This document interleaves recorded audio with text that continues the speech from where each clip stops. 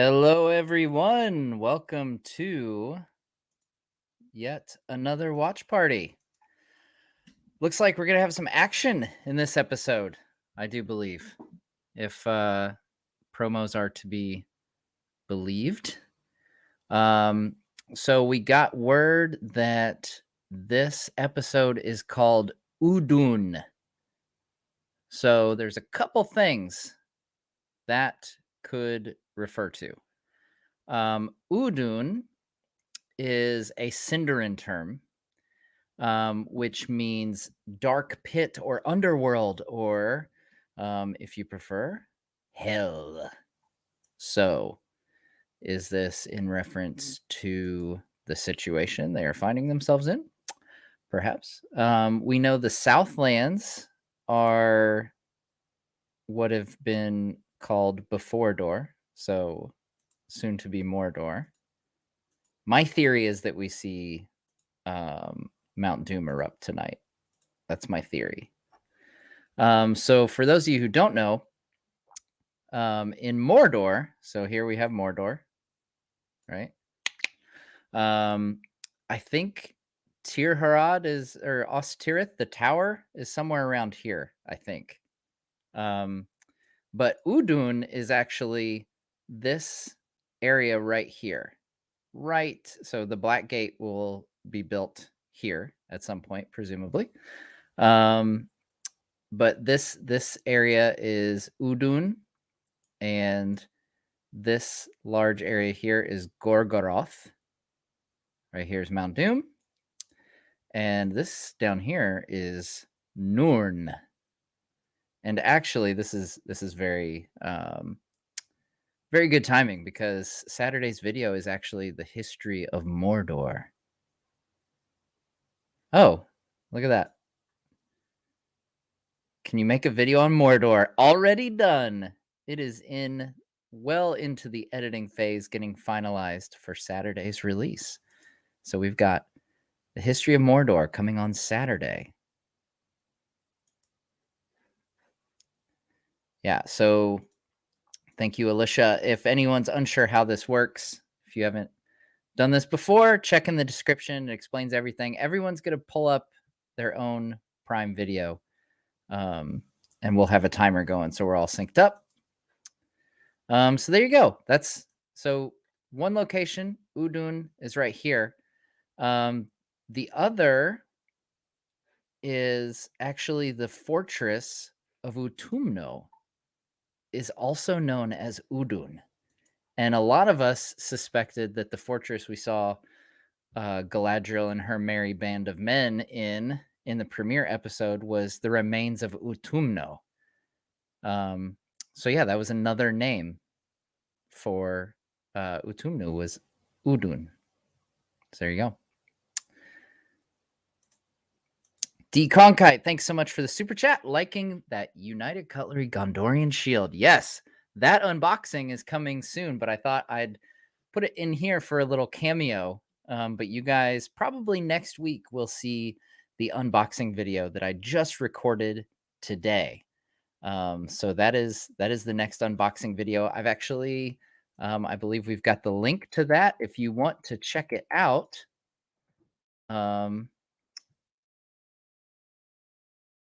Unless one of the mods beats me to it, I'll put in the chat the Gondorian shield. And yes, I will eventually.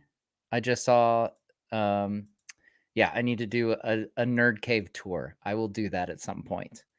Especially, I'll probably spend like 3/4 of the video going over my bookshelf because I'm the typical nerd that gets really excited about the books.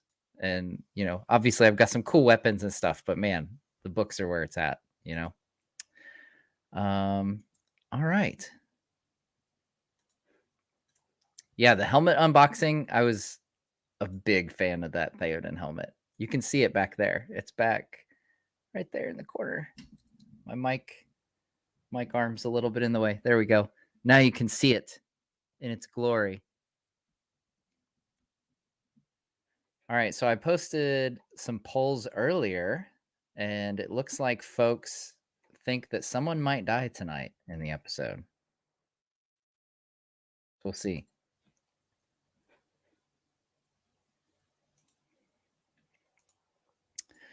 Noah, thanks so much for the super chat.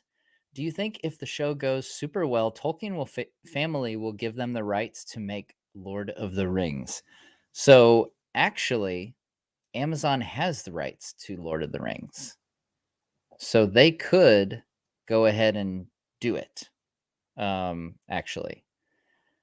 I don't know if they will. Like, man, could you imagine being the people to remake Lord of the Rings after Peter Jackson's trilogy? I don't think I'd touch it unless it's an animated series. That's what I've always said.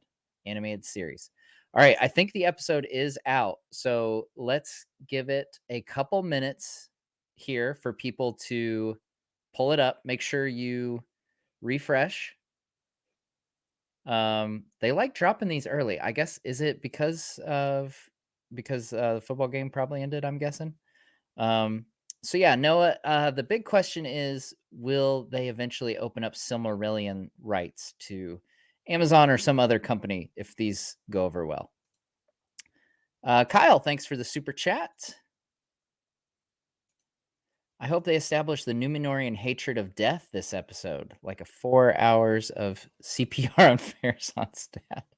That's a long time of CPR. Do they know CPR in Middle Earth? I don't know. Yeah, they definitely need to establish the mortality versus immortality thing. Like, we haven't even gotten into that yet. I feel like that should have been a stronger point instead of getting the elves will take our jobs thing. There should have been more in that moment, what they were going for a division between elves and men. There should have been more in that. Elijah, I'm afraid they're setting up Gentle Giant as overpowered wizard just so Sauron can crush him in the last episode, showing the audience how terrifying and powerful Sauron is. Yeah, I mean, I don't think they're gonna kill off Meteor Man. Like, I'm pretty sure he's a wizard and he'll be around for a while. Hoping Blue Wizard. Still hoping Blue Wizard. All right, guys. So make sure you got the episode pulled up. We will not. Don't skip the intro thing. Yeah, don't or the recap. Just to keep it easy. We won't skip that. Jam Art, thanks so much for the super chat. Like the video. Thanks for the watch party. All right, speaking of the watch party, let's get to it. Danky, what if the Tolkien did like Marvel and open their own studio? I doubt that would happen. I feel like they're probably pretty content to like license it out to movie studios, I'm guessing. But you never know. They can do what they want. So, all right, guys, let's get the stopwatch ready.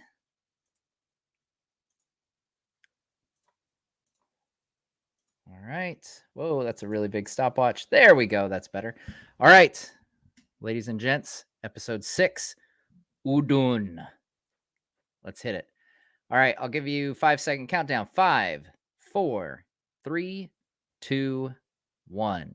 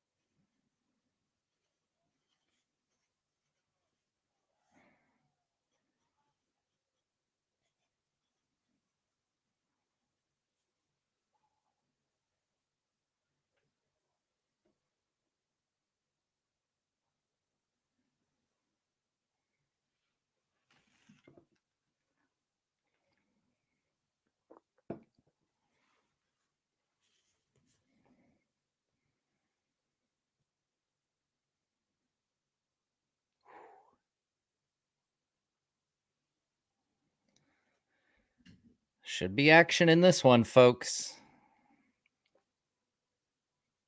If there's not, that's some false marketing, by golly.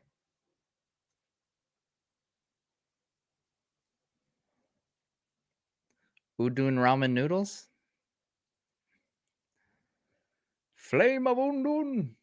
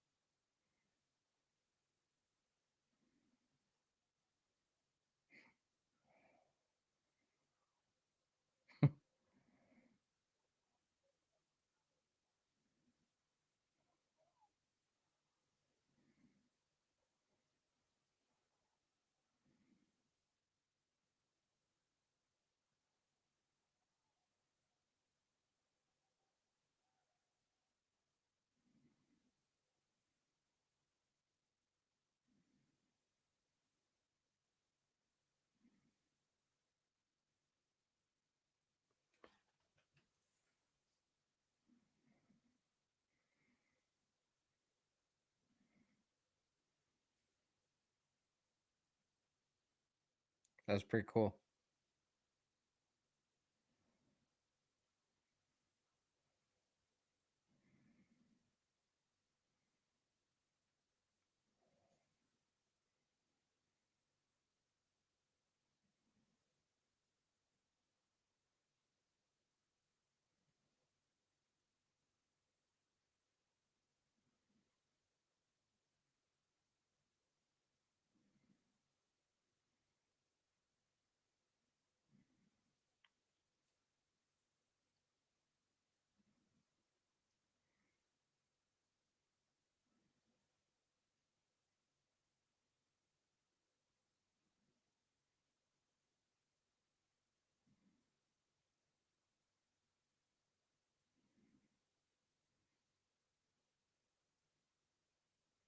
It's not hygienic. I don't think.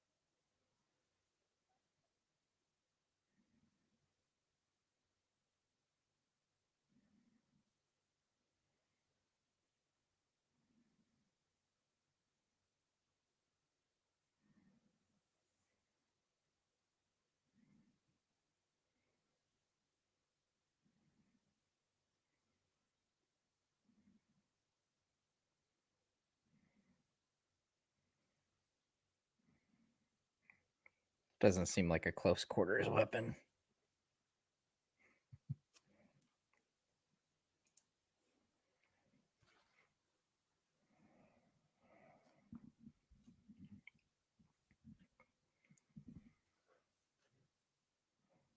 Go back to bed.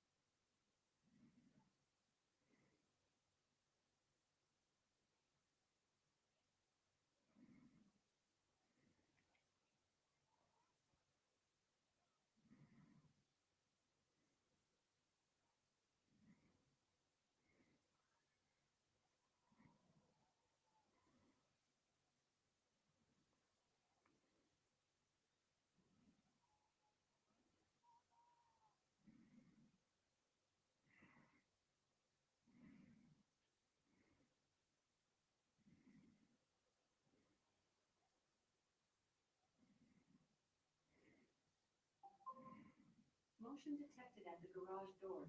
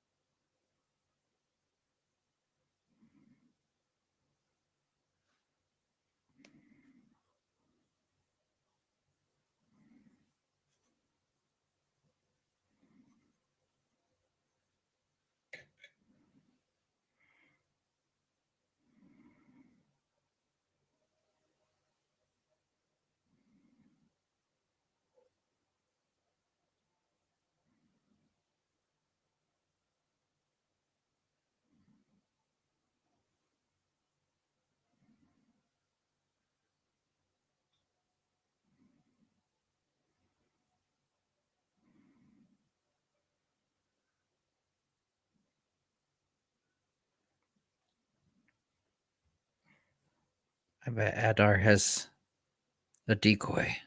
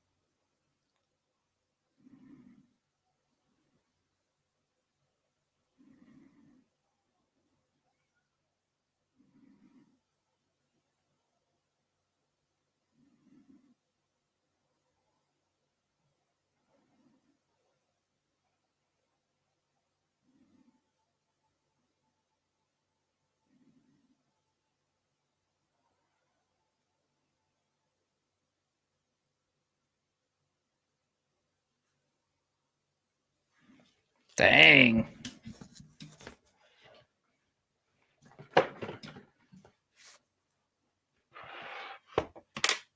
Oh, there's already a preview up. Episode 7.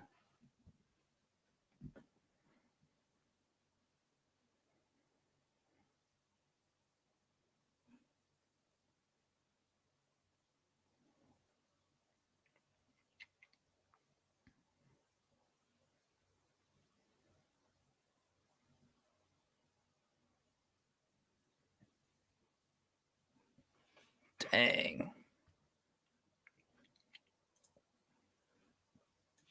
All right. I told you guys it was going to be the eruption of Mount Doom.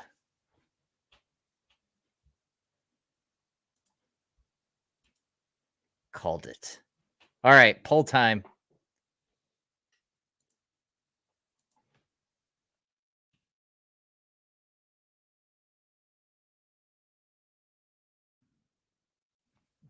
All right. Get some number scores here, guys. Bam.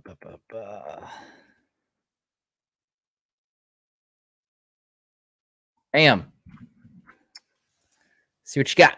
All right, Tyler, I've got to say, episode was awesome, if not incredibly convenient. That ending, so is Adar Sauron?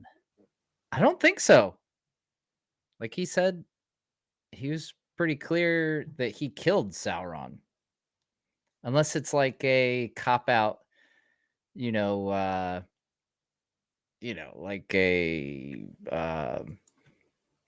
like a weird cop out, like Anakin Skywalker or Darth Vader saying, "I killed Anakin Skywalker," blah blah blah. One of those. You know what I'm talking about, right? Yeah. It looked like Adar escaped though at the very end. He was not chained to the floor where that quick shot was. Jesse, thanks for the super chat. Best episode by far, but how many horses and men on 3 ships? I know it's a lot of horses, right? And technically, so this is one of those things that's like, so there is a quote in Unfinished Tales that says that the Numenorians didn't take horses to war because all their wars were in Middle Earth. They didn't have war in Numenor. So it's a little bit, I don't know. I feel like that's a little bit nitpicky if you want to latch onto that. But yeah, I don't know. Horses are awesome. I always like horse battles. So yeah, it is what it is. It's a change, obviously. Nelly, all hail Waldrick, Sauron's most deadliest servant. It sure seems that way, doesn't it? That dude is committed, man. And he managed to not get thrown in with all the humans that were the first wave. That was pretty cool how they dressed humans up as orcs and sent them in. I hope to Eru that Halbrand and Galadriel don't have a romance.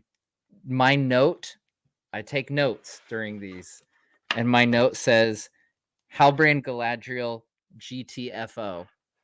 I don't want no part of it. Get out of here with that crap. No.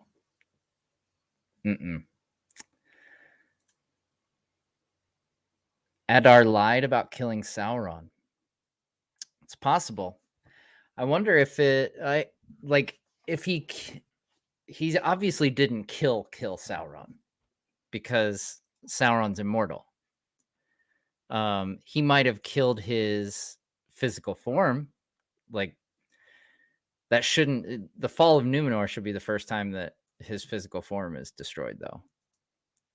But that's the only thing I can think of. Like if he actually did kill Sauron, it would just be, killing his physical body that he had taken on at that point. Not so average Joe. I knew the tunnels would be to spread lava or water. I'm so glad they went scientifically with the eruption. Cold water in magma equals explosive. The key opening a floodgate was much more realistic. Yeah, I was wondering if it was a key, like is there some on button to the Mount Doom lava lamp? Um, but yeah, I didn't know that. My first thought was, is that what happens when water goes into lava? Because I have no idea. But apparently, cold water and ruling rings are the two things that if you put in lava, it blows stuff up. So there we go.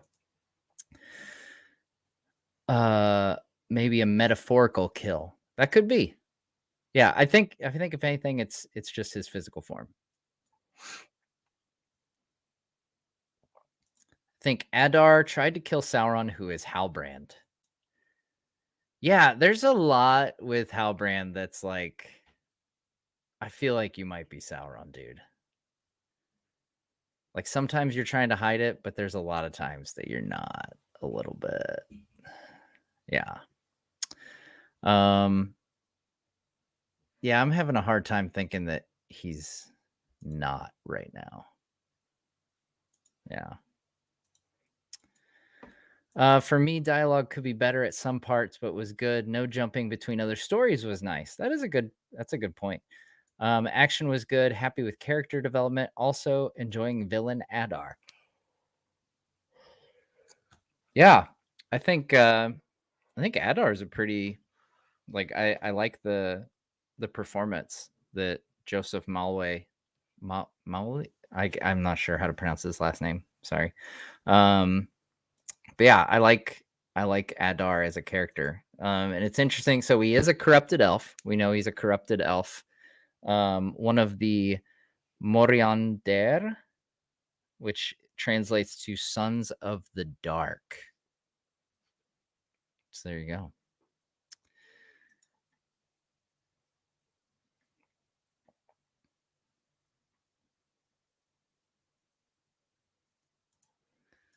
Bam, it's Sam. Thanks for the super chat. You're right about the experiments of bringing orcs into the unseen world and Mount Doom. So you're what, 4-0 now? I don't know. I've probably made some incorrect predictions, right? I don't know. I'm doing pretty good on predictions. Unseen world, called Mount Doom. What else? Oh, the map of Mordor. Yeah, with the Sauron symbol. That seems like forever ago now. All right. Poll results. 947 votes. Hit that like button, folks. Come on now. We've got 1,300 people here and only 400 likes. Come on. We can do better than that. We can do better than that. 51% say 9 to 10. 34% say 6 to 8. 8% say 4 to 5. And 5% say 1 to 3. That is the highest rated episode we've had from a post watch party poll. Usually the 6 to 8 slot wins it. So I think this is the first time that we've had the 9 to 10 rating win overall. So you guys like this one? It's definitely the most action packed. Like finally there's a battle and stuff. So with Halbrand asking Adar if he recognized him and Adar saying he killed Sauron. Yeah, see, that's what I was thinking too. I'm thinking Halbrand may actually be Sauron disguise, but don't know how I feel about it yet. Yeah. It's not my favorite. I've said that a lot. It's not my favorite idea, especially with like, oh gosh, Halbrand Galadriel. Ugh. Okay. So WP Body has a different take on it. Says it was not romance. That was something else. Galadriel notices a power. So you think it's more that like they realize they have this power in battle kind of thing? Maybe? Instead of it being like a romantic thing.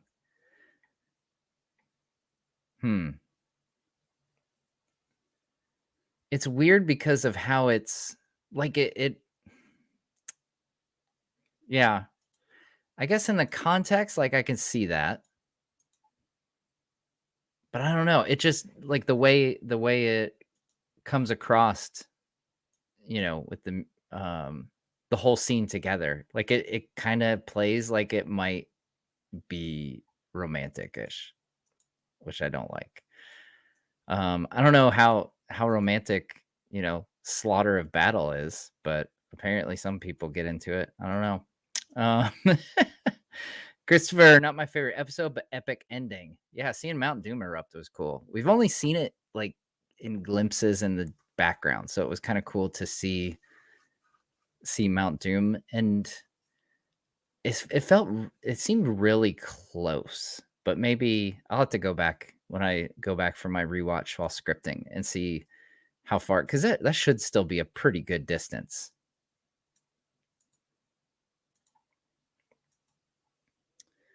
Leland, the grisly violence feels forced. In Game of Thrones, it's at least an integral part to the work's worldview. Here, it just feels like an out of place spectacle.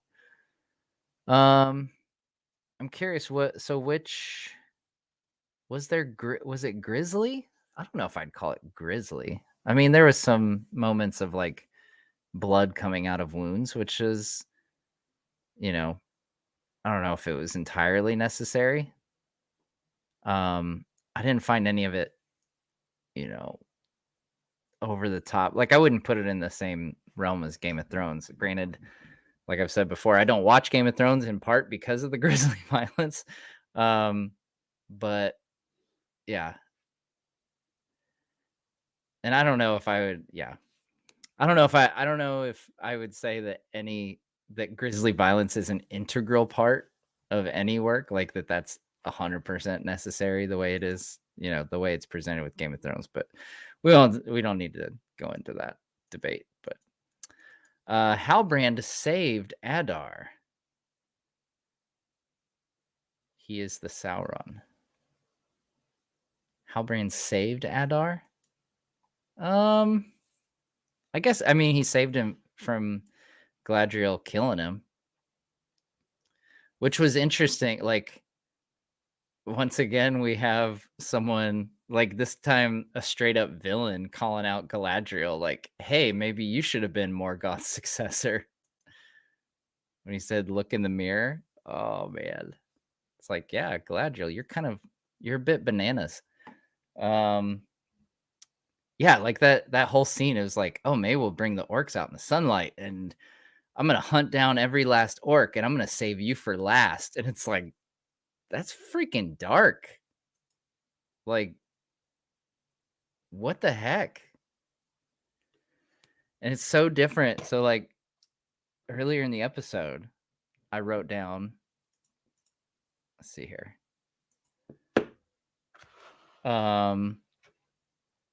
Oh, the dialogue. So Galadriel's dialogue with Isildur. I was like, that's probably the first time I felt like I'm seeing a glimpse of the actual Galadriel when she's talking with Isildur. Like the Galadriel that I expected, when a second age show was announced.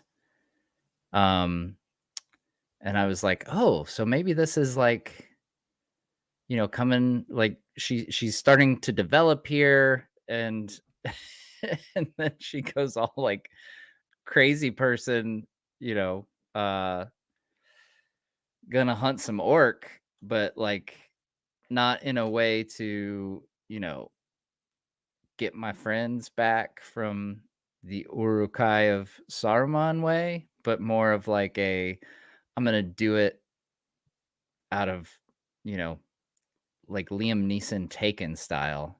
Well, even that, he's saving somebody. So like it's purely just revenge. I don't know what's a good movie where it's just purely revenge and they're not saving someone. They're always saving someone, Like all the great revenge movies.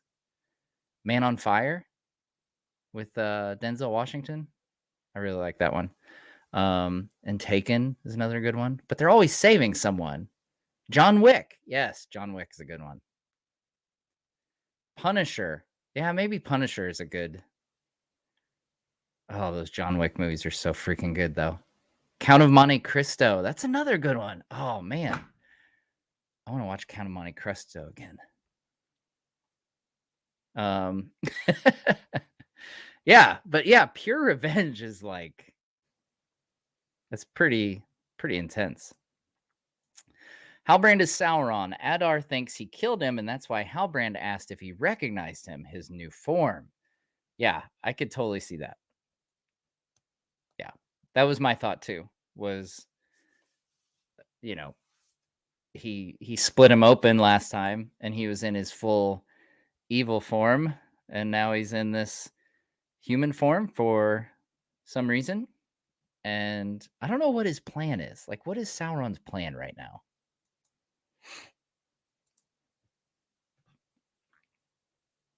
Halbrand is a smith. Perhaps he made the black sword, which is apparently indestructible. Or at least it's stronger than the hammer that Arondir was using.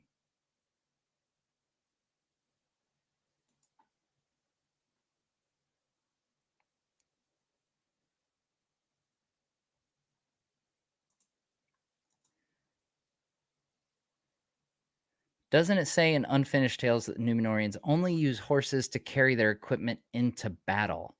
I don't think it even says that. I think it says that they had some. I actually had this pulled up earlier. Let's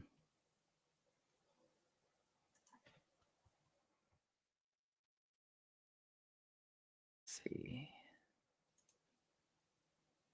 Unfinished Tales. Ba-ba-ba.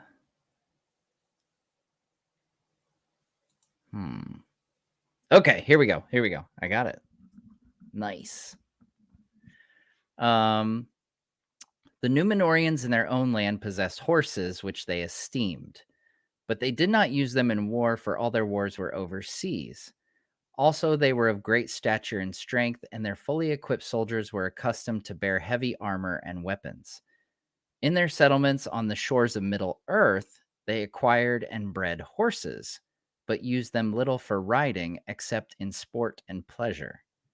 In war, they were used by couriers and by bodies of light-armed archers, often not of Numenorean race. That's interesting.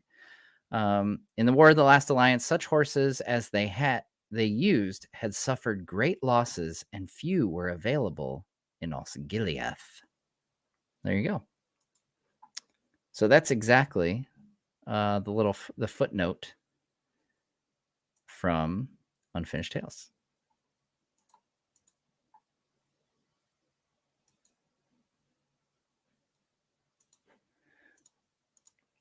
Adar being an Uruk of sorts was a nice touch.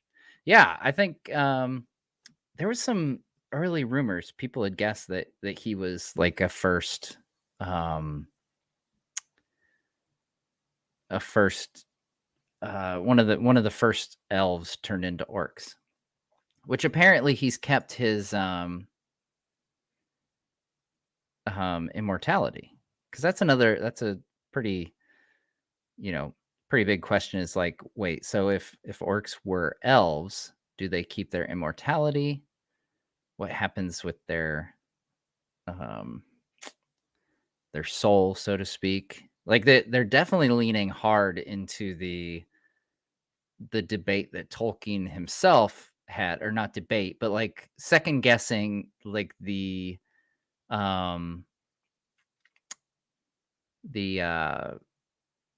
idea of having orcs be completely irredeemable. So it's interesting. I'm not 100% sure how I feel about it. I think like as much as we've had it now, like it's interesting to a certain point, but at the end of the day, the orcs have got to be the bad guys. I mean, come on. We can't do too much of this like, oh, orcs are just misunderstood. Like, come on. Like Sauron and the orcs need to be the bad guys. Jesse, what were they saying to each other in Elvish and Orcish? Which part? Sorry, I don't know which part we're talking about. I think everything was subtitled.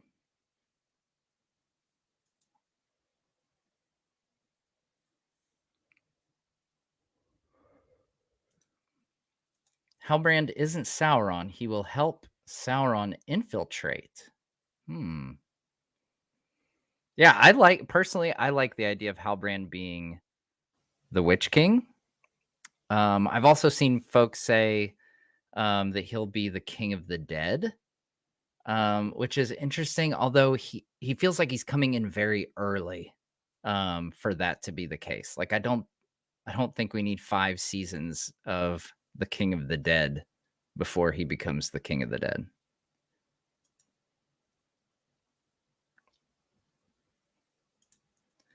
Halbrand is a smith. Perhaps they force him to make the black sword, thus ensnaring his people. Hmm. Okay. Okay.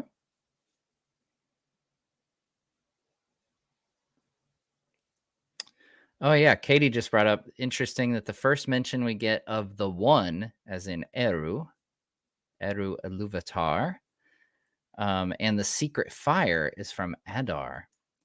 Yeah, it is interesting that like the villain is the one who seems the more well versed, or at least has these things in mind more than Galadriel does. I will quit this with many reason, including Halbrand actually is Sauron in disguise. Please don't happen.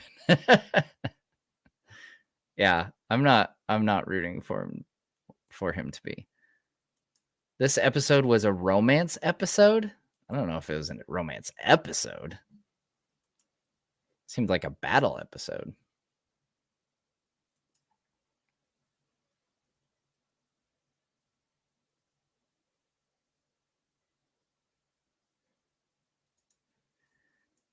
Keith, I'm not too nitpicky about Galadriel's differences from the text. They had to make her compelling, but making Halbrand and Galadriel happen would be irresponsible, in my opinion. Yeah, I think Halbrand and Galadriel, like if that, okay. So, and there's other folks saying they didn't get romantic vibes, so that's good. Because gosh, that would just it would be terrible. um, What will the elves say about Galadriel's return? That's a great question. I hadn't really thought about that. Well, especially if Halbrand is Sauron, then they'll probably say like, "This is why we tried to get rid of you, because you just effed everything up. So thanks, Galadriel." Christopher, thanks for the super chat. I liked Rings and Realms theory that none of the characters we've met yet are Sauron. Yeah, that's what I'm hoping to. Halbrand is just a tease, going to be the Witch King. Sauron is already in Eregion. We'll meet him at the end of this season. Yeah, that's my hope right now. That's what I'm rooting for, is that Anatar will be revealed. And yeah, I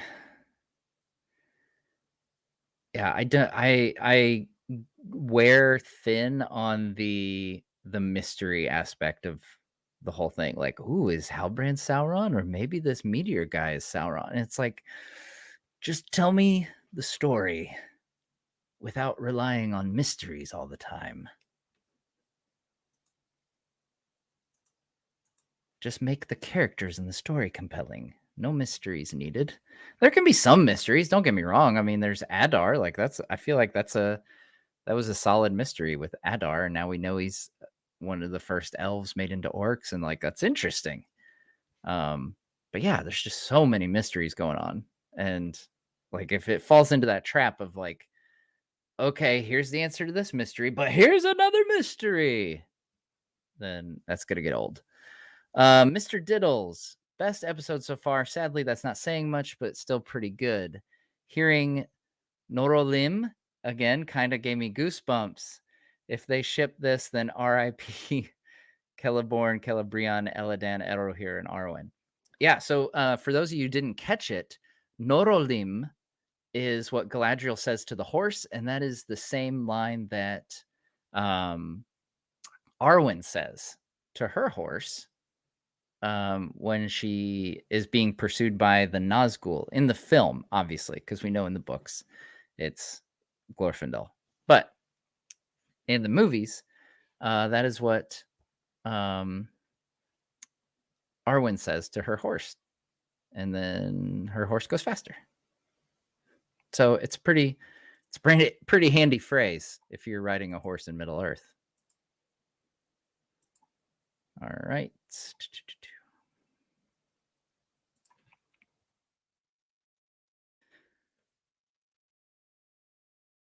So what does Udun actually mean? So Udun is the name of a small plateau in the northwest corner of Mordor, right where the Black Gate is. As soon as you enter Mordor, there's Udun.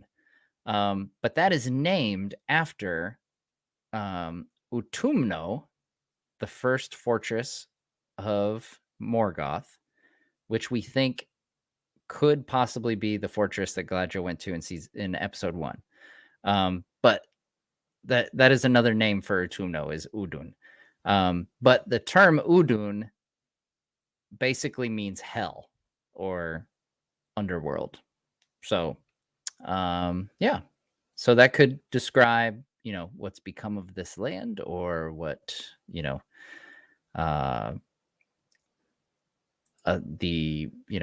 ending there is, what it turns this area into that. Norolim, by the way, guys, that Galadriel said and Arwen said, means run swift. So there you go. Okay, so the Balrog from the trailer is still to come. Yeah. Want to bet he'll show up in Moria. I doubt that he woke up from his spa down in Mount Doom. Yeah, I don't think he was just chilling in the volcano. Yeah, I don't know. I guess Moria, unless I could see sometimes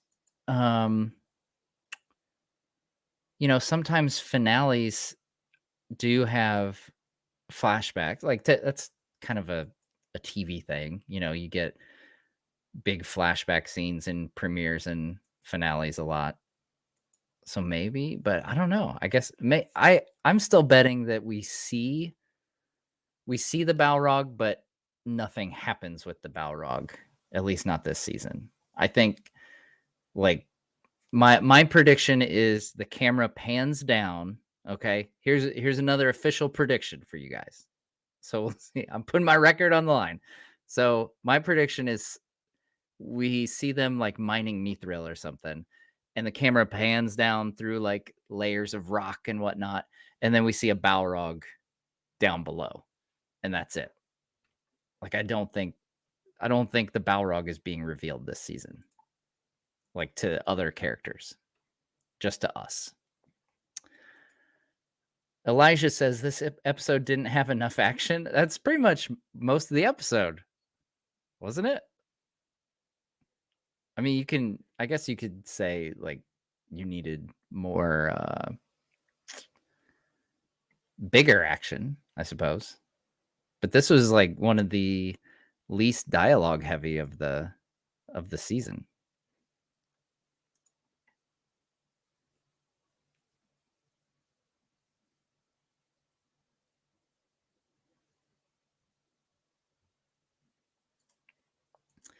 Nice to see Galadriel use magic this episode. So the phrase with the horse, is that what you mean?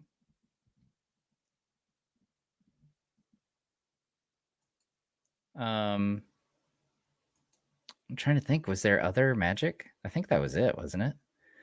I did like the kind of cool move to dodge. What was it? Dodging an arrow or something, where she flips to the side. That was kind of cool. Some good old elvish acrobatics.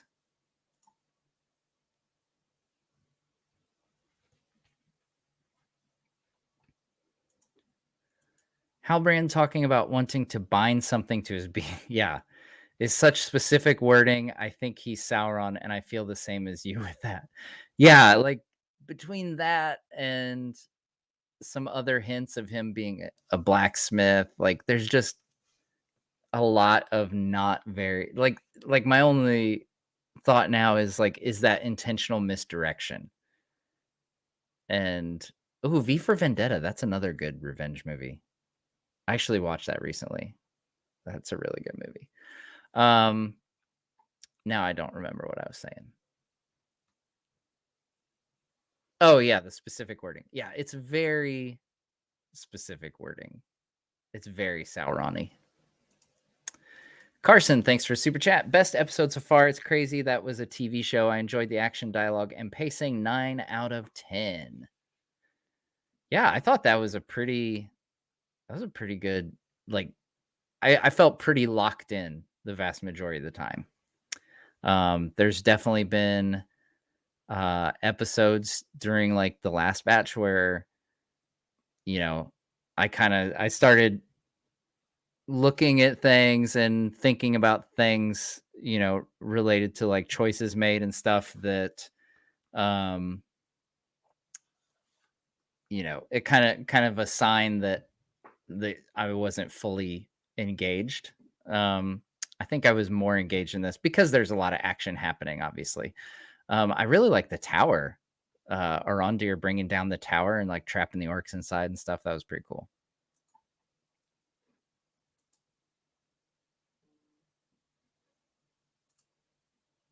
All right.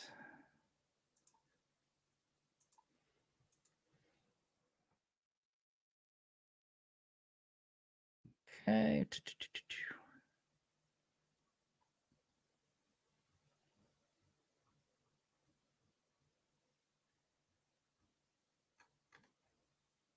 Come on.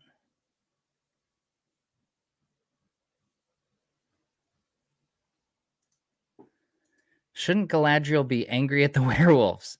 Yeah, right? Well, I mean, Sauron is the Lord of Werewolves or whatever in the first age, so I mean, she should probably be mad at both of them. But yeah, if she wanted to be really thorough, she would also have hunted down all the werewolves by now.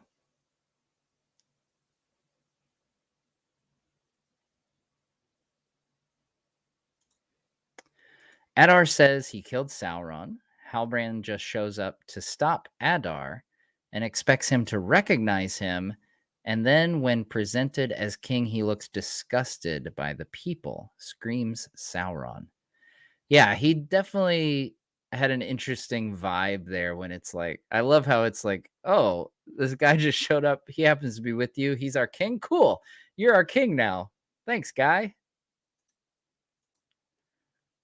Lorena Mesa Wild ask if we had Morgoth ever present themselves, ever present. Wait. Okay, so if Morgoth presents himself, who would you want as voice actor? Because they are terrifying and I know. Wait, what? And I imagine it's just a presence. I don't know who I'd want to be Morgoth. Yeah. Somebody with like, yeah, it would have to be a super menacing voice. I felt like they did a great job having Benedict Cumberbatch as Smaug back in the day. That was a good choice for Smaug, but you need someone even more evil. Wouldn't lava smoke burn people to death like Pompeii? Oh, it's good real world history there. There's probably people right now Googling Pompeii who aren't familiar with it. So good on you for the history. Can elves heal up that fast since Galadriel survives? Maybe Numenorians have high resistance. Their armor. Sorry for Bronwyn versus Arondir mistake last week. Bronwyn versus Arondir mistake. I don't remember that whatever mistake. So mistake is forgotten. Thanks for a super chat, Leonardo. Yeah, I would think that Ash might not be like the most comfortable of ashes to have, sprayed all over you, but I don't know. If I had to guess, I doubt they're gonna kill off main characters like that. Like, I don't think we'll open up on the next episode and it'll be like, oh, by the way, Bronwyn is dead now from the ashes. After all that, to like get her to survive. Um, like getting shot with the arrow. I thought she was gonna die there. I totally thought she was gonna die. Um, yeah, I don't think we're gonna open on the next episode. Maybe somebody will. Like I thought Isildur's friend, like one of the two of his friends, was totally gonna die. But they didn't. Like nobody, none of them, none of the main characters, at least. Hmm. Well, I guess there's a couple of the Southlanders that got killed off.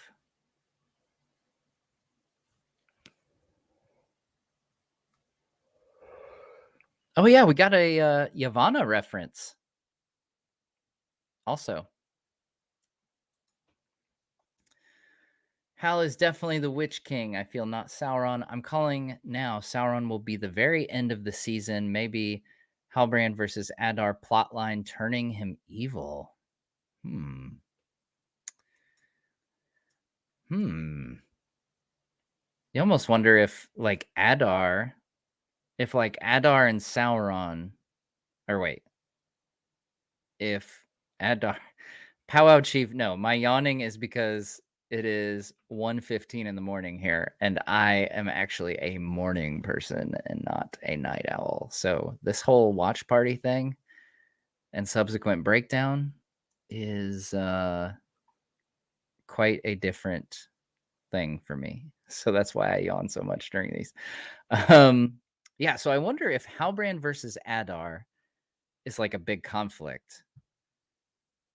If Sauron would, then have an opportunity to say, "Hey, Halbrand, you look like you could use some help. What if I were to give you a ring that would make you more powerful and you could take out this Adar guy who I happen to not like because he killed me or stabbed me or something?" I don't know. What is the mark that identifies Halbrand as king? I don't know. It's like wings. Um, yeah, like some kind of wings next to something. I don't know. I haven't been able to figure that out. Like I was looking for it to be on something, like a building or something, but I haven't seen it elsewhere. I liked Arondir seeing Galadriel got got undeserved chills. Okay. So it gave you chills, but wait. So you got chills, but you didn't feel like it they deserved it? Is that what you're saying? Um, yeah, it was kinda interesting to see those overlap. And then it was kinda like they held the camera on Theo for a minute after he's like, "Oh, that's Galadriel." And then, uh, it'd kinda be funny if Theo was like, "Who?" It doesn't answer my question. Like, I have no reference to who that is. This whole show is J.J. Abrams' mystery box script writing. It substitutes for a terrible story. Thanks for the super chat, Ryan. Yeah, I've definitely I've felt like a lot of the story is a mixed bag. I kind of went into this at the beginning of last week's watch party, where there's some things that I'm like, oh, I really, really like that. And there's some things that I'm like, I do not understand for the life of me why that like I still am kind of like the whole Mithril thing is still kind of like I just feel like it's over explaining so much. I saw and it was a great joke when I saw it posted, how they called it Mithrochlorians because it's like Star Wars, how they made the midi chlorians thing, and it's the whole thing of like explaining something that doesn't need explained. Like I would have been fine with um the elves, um you know, their lands are dwindling and they're gonna have to leave Middle Earth if they, you know, like not even like they I don't think their lives need to be on the line. And like Mithril being some miracle thing. Like, I hope that it's not. Like, I hope that they start making stuff with Mithril and it's like, oh, this doesn't solve our problem at all. And then that's when Anatar comes in and he says, you know what? I've got a solution for you guys. And by that time, the elves are desperate enough that they go with it. Um, so yeah, on the mystery box thing, like I totally, yeah, I'm okay with a couple. Like the Meteor Man one doesn't bug me as much because it's like, okay, I get he's a wizard. It's kind of fun, like, okay, let's see which wizard he turns out to be, kind of thing at this point.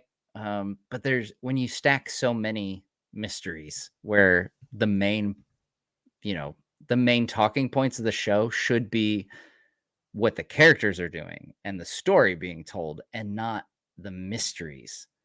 Like the fact that the main talking points are the mysteries are a bad thing in my mind. Um, and then like so the moments when we have had stuff that's genuinely good, like a lot of the Doom stuff, I've made no secret that that is by far my favorite of the storylines. So talking about Elrond and Durin and like the great moments between those, like that's an example of stuff I feel like a good show should have to talk about. And it shouldn't all be about, you know, oh, I wonder who this person is. Because eventually that's gonna get answered. And then it's not like we won't talk about it anymore. And it kind of, you know, uh I don't know. I like yeah. I don't know where I was gonna go with that. I just want the story to be good, and I don't like I don't want just mysteries upon mysteries. Showrunners, we got some dead space in this horse chase. Barry McCreary, hold my beer.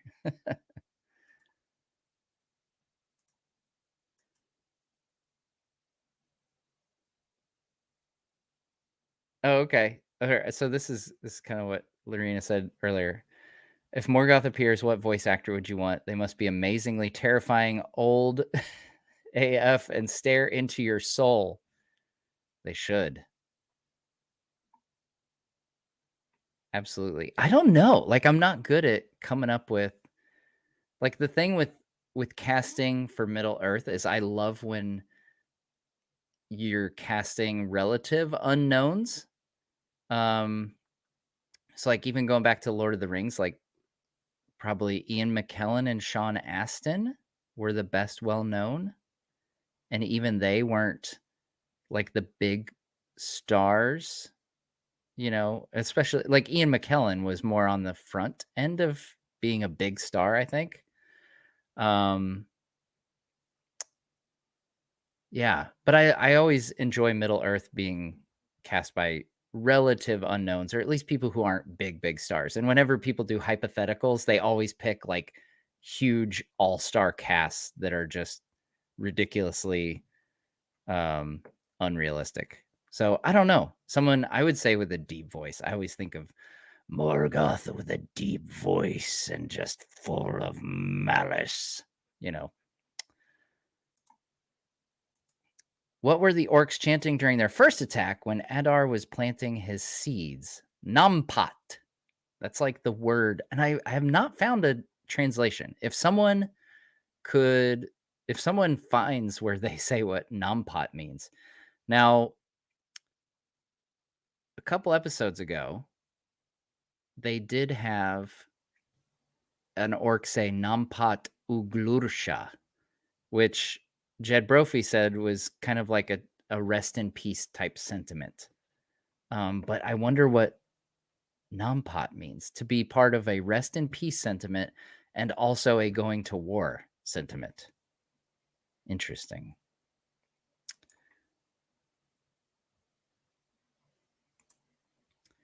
Sauron being a mystery for a season is fine. Yeah, for one season, like it can be okay. Like it because it kind of plays into like we think you know there's a darkness we don't know who like they even say Elrond and Gil-galad when Anatar comes, they don't trust him and they turn him away, but they don't know that it's Sauron. So, like, even the Anatar, so, like, yeah, some mystery there is fine. It's just when they, like, compound, like, a bunch of mysteries, and that's the main driving thing of the show.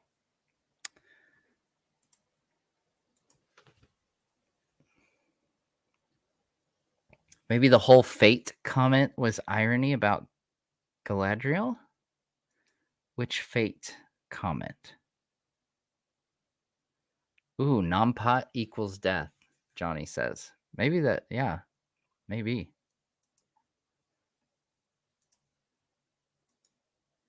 President Nixon, the Witch King is the boy who found the dark sword. I could see that too.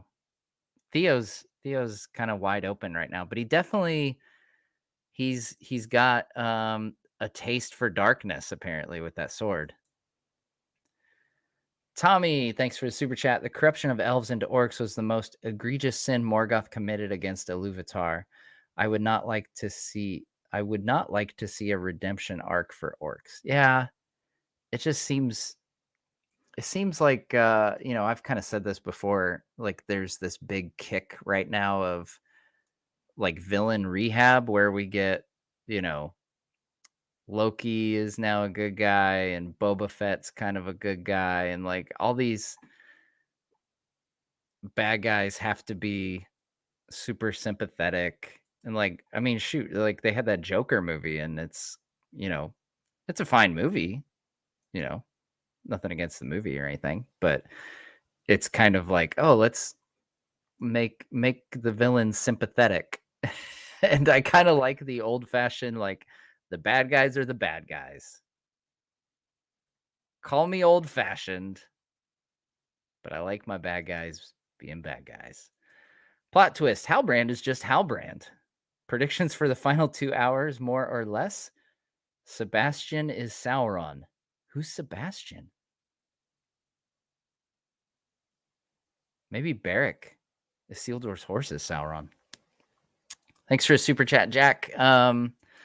Yeah, wouldn't that be something if Halbrand is just a dude after all this? Just some guy. Carson, maybe they're trying to build the relationship between Galadriel and Halbrand so that his fall is more heartbreaking, nothing romantic. Yeah, that could be. Yeah, I'm glad that there's some that didn't get a romantic read, because that's one of those things like I've debated with other folks who I have no idea how, but they think that would be fun somehow. I think it's a terrible idea. So my radar is kind of up for like, are they gonna go with a romance there? So I kind of like the read that they sense like a power at play, like her innate elven power, and then like she's starting to realize that he's not just a mortal man. Or maybe it was a hinted romance that we can get really grumpy about, because I'll be right there with you on that. Dearandir, thanks for a super chat. If Adar is one who killed Sauron's physical form or was just one of the original orcs, would he not have any ability to recognize Sauron in Halbrand? No, because Sauron is a shapeshifter and a kind of a master of illusion, so to speak. So yeah, I think Sauron could totally fool orcs. And interesting to know. So if you guys didn't catch on, Uruk is the Black speech term for orc. So I wondered if some folks might get confused, because Urukai, and sometimes in like the Peter Jackson films, they say, like Legolas says the Uruks turn northeast, which coincidentally they turn northwest, not northeast. That's an error in the movie. But when he says the Uruks turn northeast, like Uruk is just a word for orc. So like he's not shortening the term Urukai to Uruk. Uruk just means orc. So there you go. I thought I heard very early in the episode the orcs used the word Gimbatul, which was one of the words in the ring quote. Yes. I think it was when they were going into the tower, I think. Let's see here. What part of the ring verse is that? Ajnaj Durbatuluk. Ajnaj Gimbatul. So it's the second line.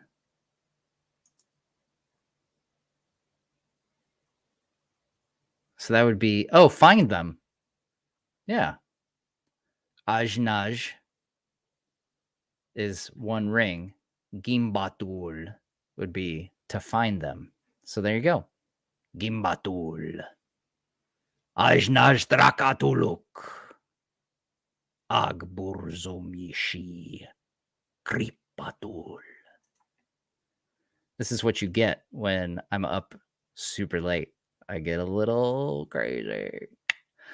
All right. Luke says, unconvinced Halbrand is the Witch King. Seems bizarre that they'd make the king of the Southlands into the guy who's known for ruling closer to the polar bears. Yeah. I don't know if, they ever reference polar bears, but so the Witch King is not from Angmar. That is an important factor here. We actually don't know where the Witch King is originally from. A lot of folks tend to, guess. Like I would have guessed that he was one of the 3 Numenorian lords, to be ensnared by one of the rings. But yeah, so when folks say he's, and like this is probably the Hobbit movies kind of can factor into this a little bit, because they say like, oh, when Angmar fell, he was buried, blah blah blah. Like no. They never died a mortal death. Like they eventually faded until they exist in the Wraith world, in the unseen world, which we've had name dropped a couple times in the show. So he's not originally from Angmar. We don't know where he's from. He raises that kingdom up after he's already a Nazgul in the Third Age. Like he's been a Nazgul for like a couple thousand years by that point. So yeah, he could honestly, like the Witch King could potentially be any of these folks pre getting a ring.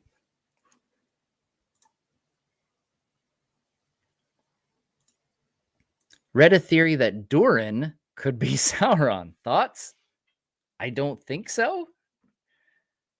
Everyone is Sauron. Oops, all Sauron was born right here. The Rings of Power. Oops, all Sauron.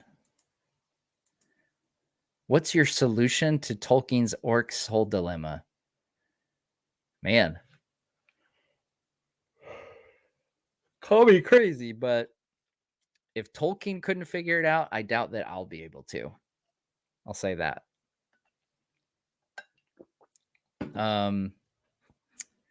Yeah, I don't know. Like, you could go all kinds of different fan theories on it. You could wonder, like, oh, when the elf is transformed into an orc, does its soul go to the halls of Mandos, the elf's soul? And then the orcs are like, he's basically taken the body and they are alive from the malice of Morgoth himself. You could kind of look into, and we could talk for the next half hour probably on this topic, but you could look to the dragons for an example of things where something similar could be at play.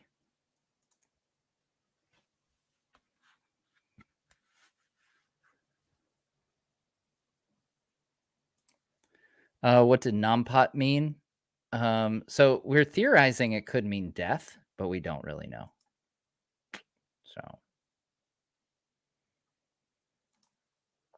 So was the sword just a MacGuffin? I guess so. It was a thing that, you know, people wanted and other people had, and then the other people got it. Yeah. Matt is Sauron. Good job with everything, mate. Thank you, Faceless Hurdle, for the super chat. Maybe I am. Maybe I am Sauron. Could Halbrand's pouch contain rings, like 9 of them, which would make him Sauron, and it explains why he wants to smith? I mean, it looks to me like there's a vial in there, like there's a glass topper to it, but I don't know what what would it be? Like, is it? I don't know. Yeah, I don't know. Like he shouldn't have rings yet, unless there's like some crazy time difference that's going to be revealed later, where like they're already forged for some reason. But why would like it would have to mean like all the Eregion stuff was in a flashback right now, which doesn't make sense. We don't think Sauron isn't as he is, but he do. What? We don't think Sauron isn't as he is, but he do. Thank you for the super chat, Wheels Unlimited, first of all. I don't know how to respond to that one. But thank you for the super chat.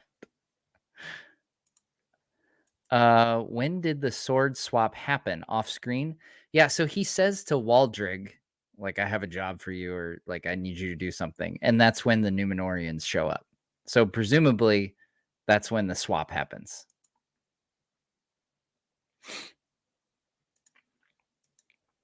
I have often wondered if orcs bred from corrupted elves are like mules, horse donkey. They lose immortality like mules lose fertility. Joshua, that is a very interesting idea. Yeah, because I never. It's not. I don't think it's said anywhere whether orcs are immortal. I always assumed they weren't.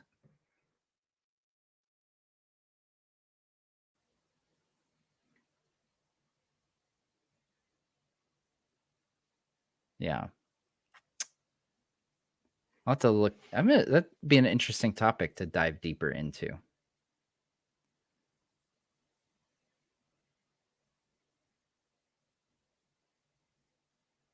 Ah, here we go. In Morgoth's ring,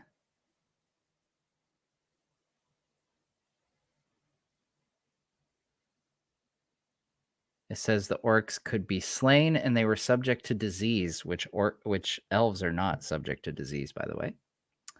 But apart from these ills, they died and were not immortal, even according to the manner of the Quendi. Indeed, they appear to have been by nature short-lived compared with the span of men of higher race, such as the Edain. So orcs are not immortal. I think Adar's thing is that like the transformation clearly didn't fully take. So he's still, I think he's still mostly elf. Unrelated, do you think we'll get the Druidine ever? That's a good question. I don't know. I doubt they would pop up in this show. If we get that animated Lord of the Rings series that I'm hoping for, maybe we get the Druidine. Matt is Sauron. Man, this theory is really taking hold. You guys think I'm a Sauron? All right. Adar is covering up for Sauron to the last lie. So you think that? Oh, so you think Adar like is in line with Sauron, and that he's lying about the whole thing?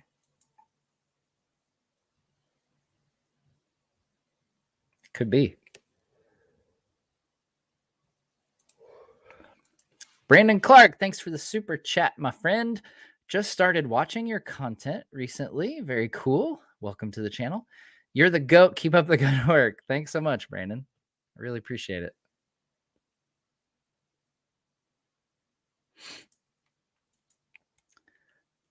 Like the tunnel construction payoff, orc song bops.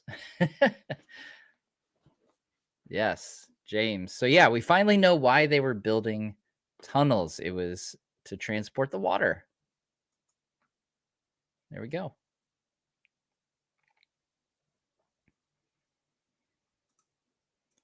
I very much believe Halbrand Sauron is trying to repent. It made the heartfelt scene with Galadriel all the more impactful. Yeah, I guess that could be. I don't know. I don't think Sauron is really trying to repent. Nah. I'm not interested. I don't want good guy Sauron, okay?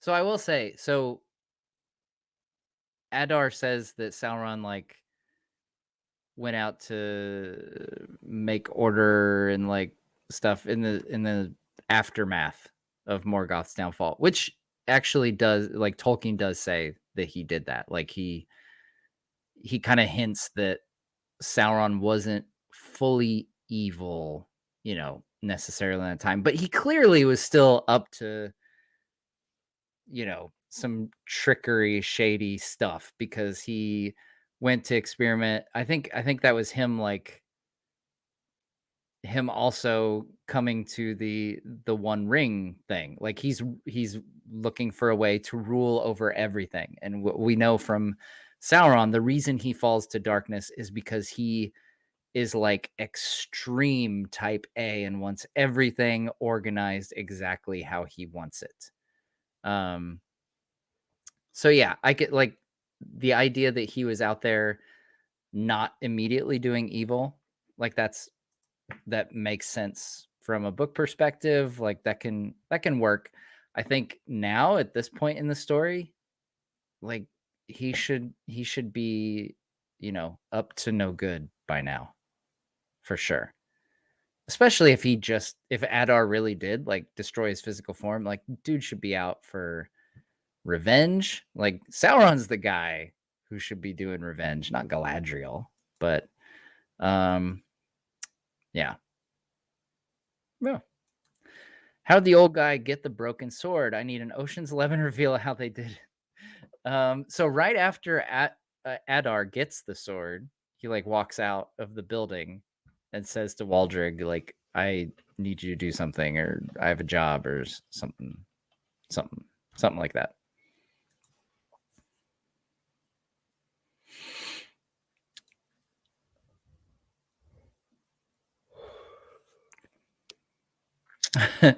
Afflicted. Pyroclastic flow is the clouds of ash, volcanic glass, wow, and toxic gas.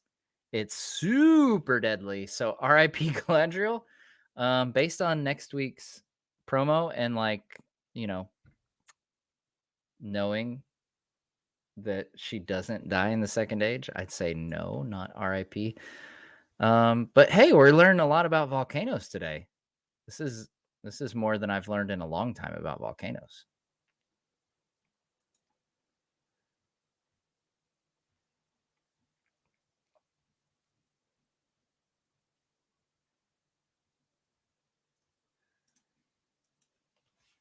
All right.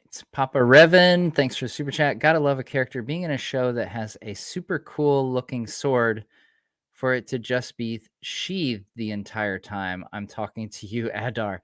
Yeah, he doesn't have his sword out at all. He's got his match like the elves that Galadriel was with up in the north. Although his seems like in the posters and stuff, his seems like it might be somewhat broken. But yeah, it's the same sword design that like Finrod and then Galadriel's whole company had. Feels like Elendil is pushed to the side too much. Yeah, he wasn't in much of this. He had like that nice scene with Isildur. I'm totally here for the father-son dynamic of Elendil and Isildur because I think that will have, if we get some good um relationship building over these next, few seasons, 5 seasons, I guess. Um like that could be a really impactful um storyline to play out and then knowing how it ends obviously. Um yeah. But yeah, definitely I'm all for more Elendil for sure. I think Theo is Arondir's secret son. We still haven't seen his ears. Oh, really? I didn't even notice that. That's interesting. Yeah, because I was thinking that Halbrand might have been Theo's dad. But then Bronwyn doesn't recognize him, obviously. She doesn't know him. So presumably that rules him out, I would assume. No one would survive the pyroclastic flow. See, now we know. Now we know this. Thank you for the super chat, Narded Gamer. Yeah. Now we know what pyroclastic flow is. It's bad. It's bad news. Bad news stuff.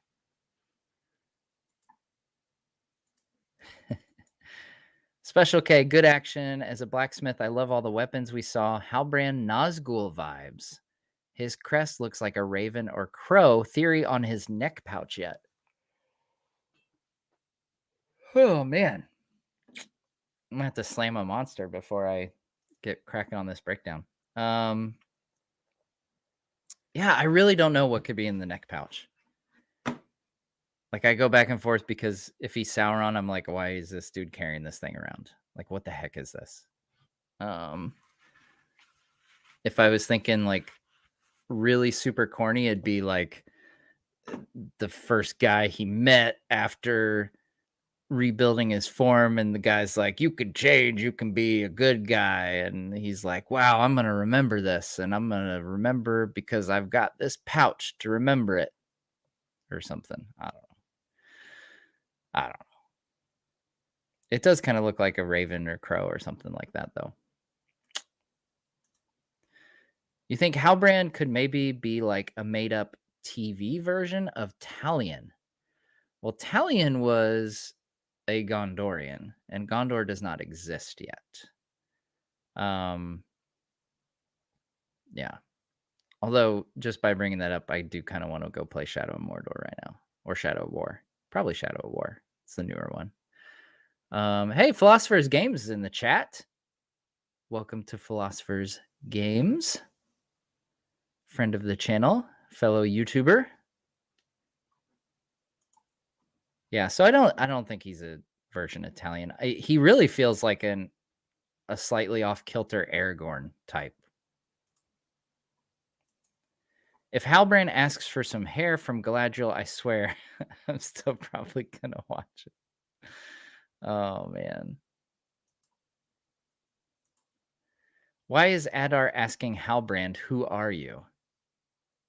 I don't know. Like I said, if Halbrand turns out to be Sauron, then it's because he doesn't recognize him because he looked much more Sauron-y the last time they met. Michael, to be fair, usually the first season of most TV shows have a lot of mysteries. We're just not used to a Lord of the Rings series, but single movies. Yeah.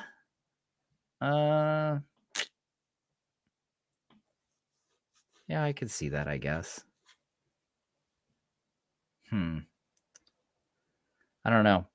I guess there's part of me that's frustrated because it's like when you know the story so well, it's like why are there so many mysteries? Like I feel like I should know more of what's going on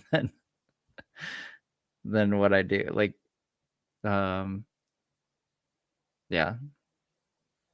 That's what happens when you have, original stuff. It's like I remember seeing the Meteor Man thing for the first time and being like, well, no idea who that guy is. Because I don't recall anybody crashing a meteor. I've kind of like gotten over the Meteor Man thing. Like after he came via meteor, That was kind of it. And so now I'm like, okay, he's a wizard. That's cool.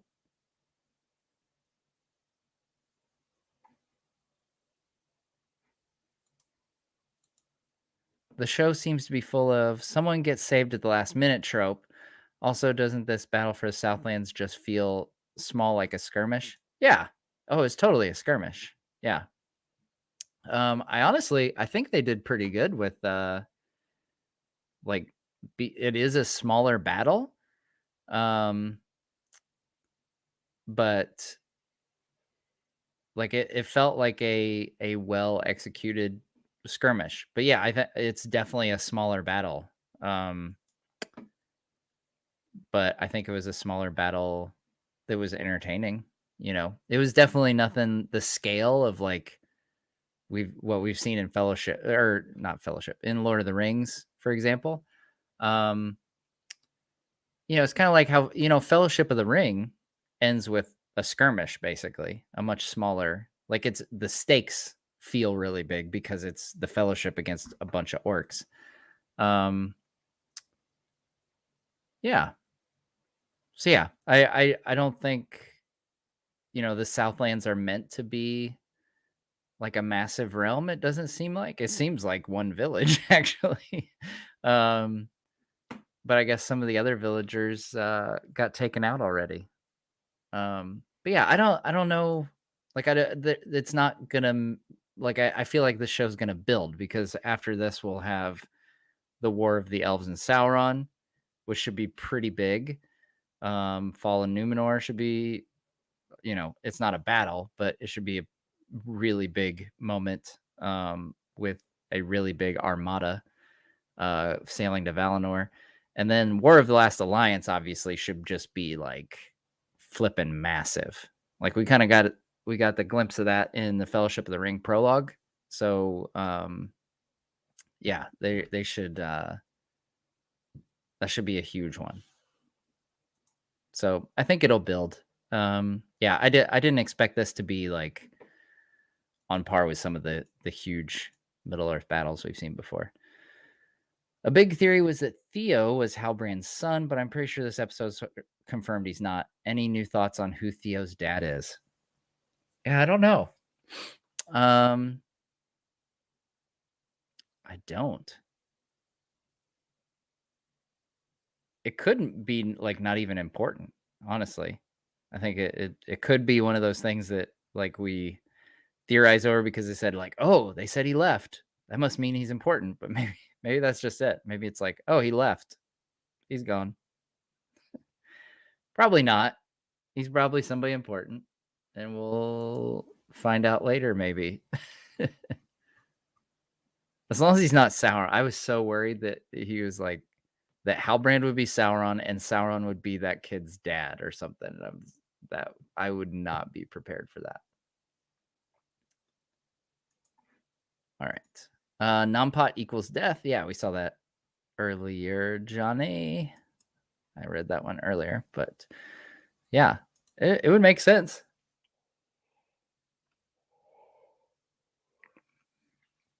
Them some fast horses. I don't remember Mordor being a stone's throw from the beach. Weren't they still out to sea at the start of the episode? Darn fine horses, those. Yeah, at the beginning of the episode, but then we left the Numenorians for quite a while. We didn't see them. We didn't see him for quite a while. So like them getting off the ships and stuff. They did point out on the map like the route that they would have to take to the Vale is what they said, the Vale, which will later become the Morgul Vale.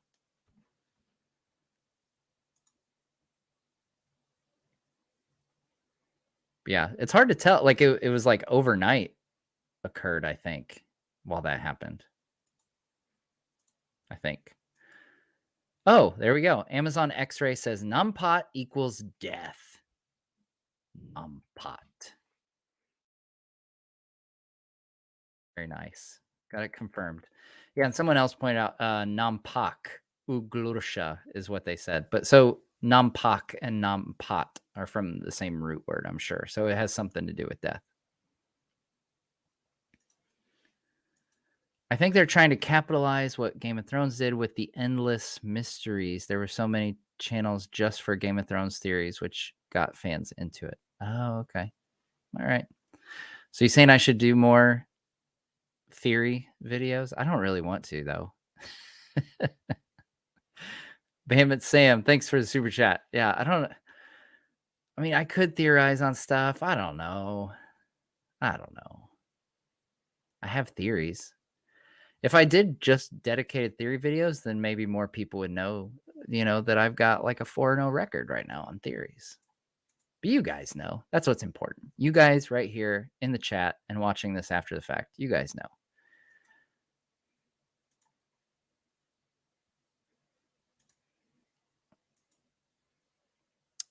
I got a feeling about Adar's left-hand armor. So much focus on it this episode that it reminds me of Nazgul's. Yeah, it's very similar to the Witch King. Very similar to the Witch King. It's got like I don't even know what do you call that? We need a blacksmith on here to tell us. But it's got like the different layers to it. So when they extend their finger, there's that one shot in Return of the King where he like moves his fingers.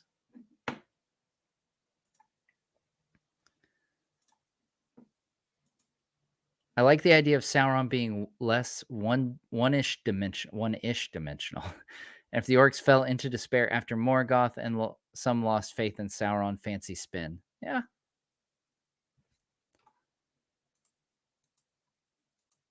That's fair. I do like the idea of them playing into like Sauron, like the his deal is that he wants order. Oh, we've got Clueless Fangirl in the chat as well. Shout out to Clueless Fangirl. She's jumping on the Matt is Sauron train. I don't get it, guys. What is it about me? Juniper, thanks for super chat. I love how nerdy you are. Yep, the channel is appropriately named. Believe me. So for those of you who don't know, the way I came up with the name Nerd of the Rings is because one of my coworkers would always ask me Tolkien questions, and then I would go on for like half an hour explaining everything, and they would ask me all these questions, and I would have all these answers. And then at the end, without fail, my old coworker would say, "You're such a nerd," and that would be the end of our conversation. So when it came time to come up with a name for my Lord of the Rings channel, I came up with Nerd of the Rings. So there you go. Oh, and I forgot to read the second. Halbrand is not pretty enough to be Sauron. I said what I said. Booyah. Juniper said it. Sorry for bothering. You're not bothering me. What are you kidding? Are you kidding me? Not bothering. You just gave me a super chat. Thank you. You're not bothering at all.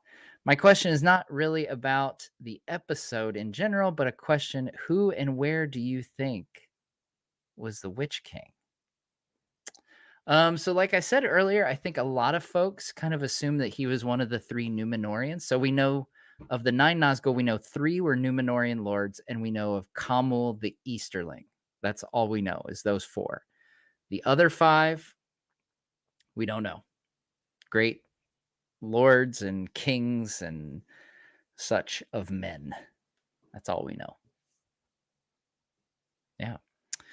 But yeah, I've kind of assumed that the Witch King, like it kind of makes sense, Númenóreans would be, great among men and would make sense as a Witch King, but that's definitely not canon or anything. Like it's not spelled out. Is it just me, or does this all feel very small? Like one village worth of people plus one small band of Númenóreans versus one small band of orcs. Yeah. Yeah, I think, like I said, I'm hoping that this is like building up, I don't know what other, like if there's more battles in store for us this season or not. Like I could see this being it, which would feel pretty small. for like if the entire season that was all the action, and the next two episodes are just going to be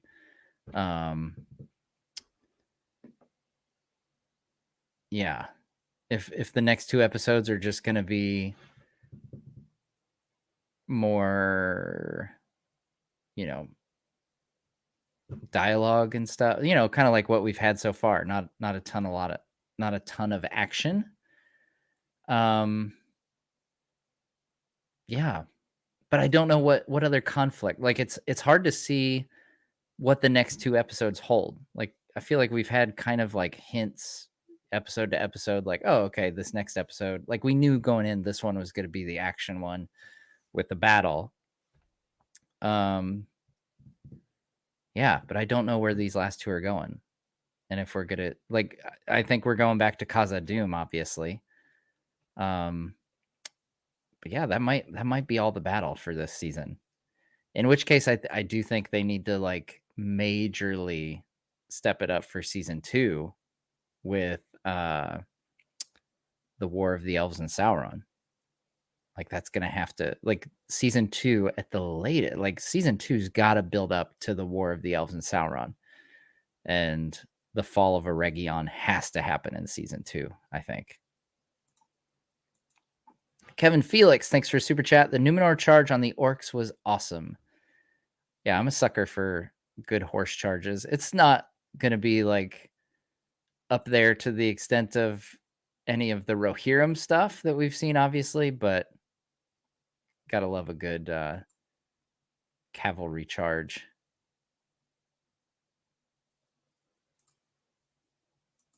Mighty Mulatto, thanks for super chat. Man, that was epic. Adar asks Halbrand, who are you? Senses something. Yeah, I feel like there might be some sensing of things going on. Hui says, call me crazy, but I think there is some romantic tension between Galadriel and Halbrand. Maybe there's a one-sided crush between them or something. So now I'm curious. So who, you know, in your mind has the crush on whom?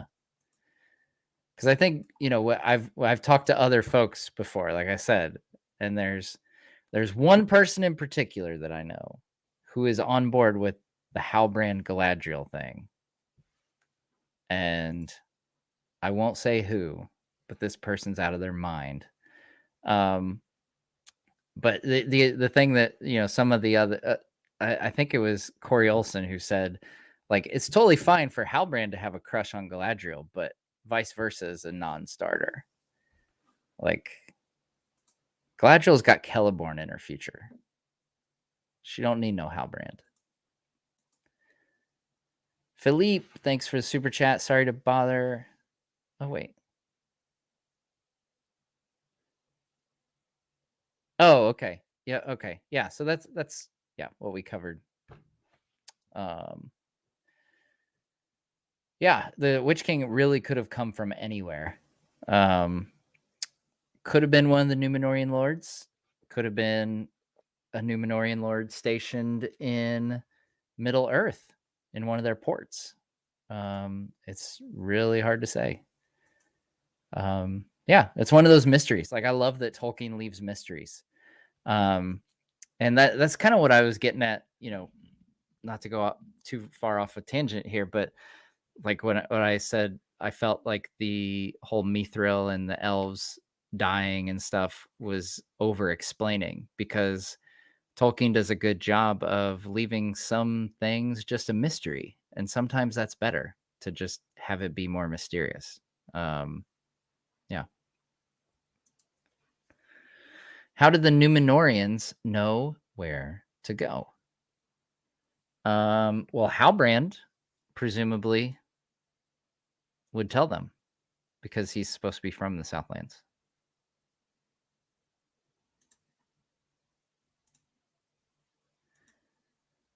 Sauron will be introduced as an ally after the dwarves unsuccessfully, in a way, mine Mithril and awaken the Balrog. I don't think the Balrog's going to wake up this early. Thanks for his super chat, by the way, Pedro. I could see, like, because they said it's perilous to mine, it's like I could see Durin calling it off,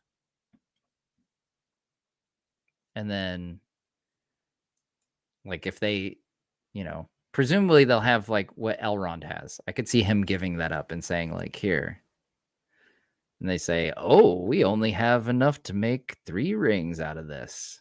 Do do do do do. How about that?"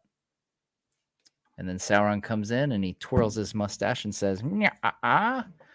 I've got just the scheme for you, my friend."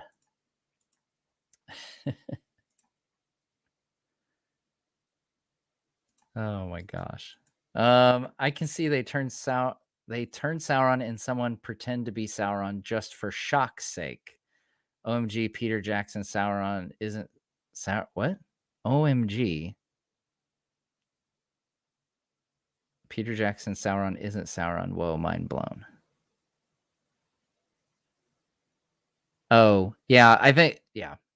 Like they're just doing it for the sake of having a like surprise this person's Sauron.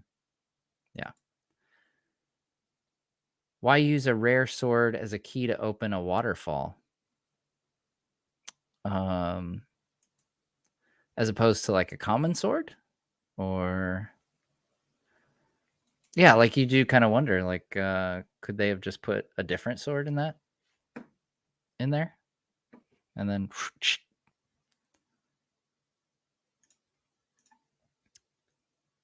Sauron is the advisor for the regent of Numenor. Oh, you think it's Farazan? No, it's not Farazan. No. I do wonder if we'll see any more of Farazan this season, though. Seems like we've moved off Numenor now. Do you think we're witnessing Mordor being created when the mountain erupted? Oh, 100%. Yeah. I think it is going to devastate the lands, which, okay, so Adar plants the seeds in the ground, but like he knows that the plan is to erupt the mountain, right? Like you don't think, like if your plan succeeds and you turn this into a desolate wasteland, those seeds ain't growing, man. So I guess, I mean, old habits, I guess. I don't know. Um, but it's part of the tradition. But like if your plan's successful, those seeds aren't growing because they're not gonna get any sunlight. So there you go. Hope we'll see Sauron as the cunning master he shall be, but not sure it is the tone of the show. He's more described as a dark overlord since Jackson.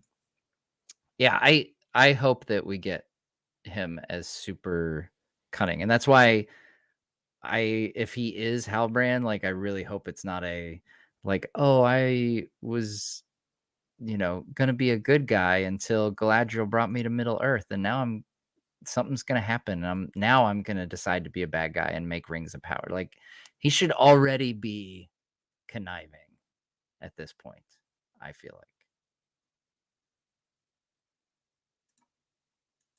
I think they're trying a bit too hard pulling direct dialogue from Jackson movies. Once is fine, but they've done it 6 or 7 times now. Yeah, they do. That is one thing, like I'm okay with it some. Like it's nice when it makes sense. Like Galadriel saying, um gosh, I'm blanking. Norolim. When Galadriel says Norolim to her horse, like that makes sense. Like that is applicable in that situation. But there have been times where it's like um, a little much, like a little trying a little too hard to like make a connection. So I'll have to go back and look at the exact words. But what Bronwyn says when I joke that he says like what you used to tell me when I had a bad dream, and I said she like any parent she would say go back to bed. But what she actually says is like this dialogue, and it seems very similar to Sam. Um,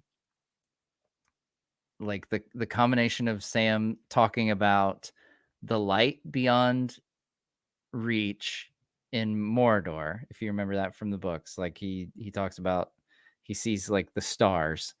Um, and then but a little bit of the where it's just a passing thing that's like in that montage at the very end of Two Towers, the film. So yeah, there's a couple of moments there where I was like, "Ah, that's, it's a little, you know, like come up with your own stuff." No, I don't know. But yeah, I do notice that there's a lot more Easter eggs like that than I expected. Zach. Oh, sorry. Zach, what's the canon story of Mount Doom? Does it erupt? Yes, it does. It's funny you should ask because in Saturday's video, I will cover the history of Mount Doom and the history of Mordor, actually. The entire video is the history of Mordor. So we'll save that answer for Saturday because I've got a whole video coming to answer your question of when Mount Doom erupts. Convinced Meteor Man is now Sauron. He's a Maiar wizard and he's returning from where he died, according to Adar, not in fair form yet. So I think Meteor Man is actually heading east based on the geography of what we saw last week with the montage. Um, I don't think he's heading north. That's interesting, though. I haven't seen a whole lot of comments that have said that they think it's Meteor Man. All right, we're probably gonna go for like 10 more minutes here, guys, and then I need to get cracking on a breakdown. Shout out to Duero Scholar. Thanks for the super chat, by the way, my friend. He made this. He he translated Nerd of the Rings into Dwarvish. So the hat that you guys all enjoy so much, which is available on my Teespring store, by the way. Duero Scholar was the one who translated this for me. Enthusiastic knower of the rings in Neo Khuzdul. I think Halbrand has rings in his little satchel pouch thing. That's what somebody else said earlier. We shall see. Or maybe we won't see. Maybe they won't ever tell us. Do you think they will use the name Anatar at all? That is an interesting question, Will, because the name Anatar does not show up in the books that they have the rights to. But as we saw in a previous episode, they did use they used the city name, Armenelos, which also does not appear in the appendices or Lord of the Rings. So they obviously can get permission to use names and stories or whatnot from the Tolkien estate. So it'll be interesting if they do use the term Anatar, then we will know that they got some extra rights to do so. I hope they do because it's such a integral part to the story of the fact that he is the Lord of Gifts. Lorena, sorry if I sent things twice. Internet went bad. No worries. No worries. We got them both. Oh, and there was a second one on there. So you sent that one twice. Okay. Matt, I have a man crush on you. Okie dokie. We're just saying all kinds of stuff tonight, this morning. Alendo looks BA in his helmet with wings. Yeah, I like the wing helmets. It reminded me of the Gondorian ones. It also made it easy to catch him out of the crowd, too. What if repentant Sauron shows his arc of control at all costs, starts with good intentions to heal and restore with the rings, but his love for order and control is his final and complete downfall? So I think that it would make more sense that he had already previously tried with good intentions to make things with order, but that doesn't go so well because not everybody just listens to him. So that's why he goes with the Rings of Power, to make everyone listen to him and do as he wills so that he can order the world as he sees fit. Like, I think if you make the Rings of Power thing from Sauron's perspective, if you make that a good intention thing, then that's really messing with stuff. And yeah, I'd say no. Tommy says I'm tired. I should go to bed. I still have to do a breakdown video after this. So, yeah. I got about 5 more minutes here in me of talking, and then I've got to start writing. And then I'll do more talking when I record it.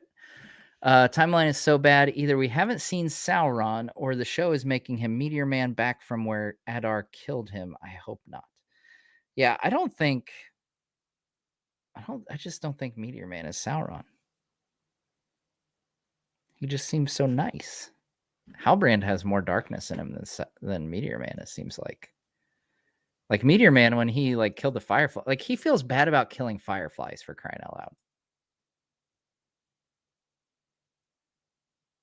Voice of the Rings is in the chat. Shout out to another fellow YouTuber.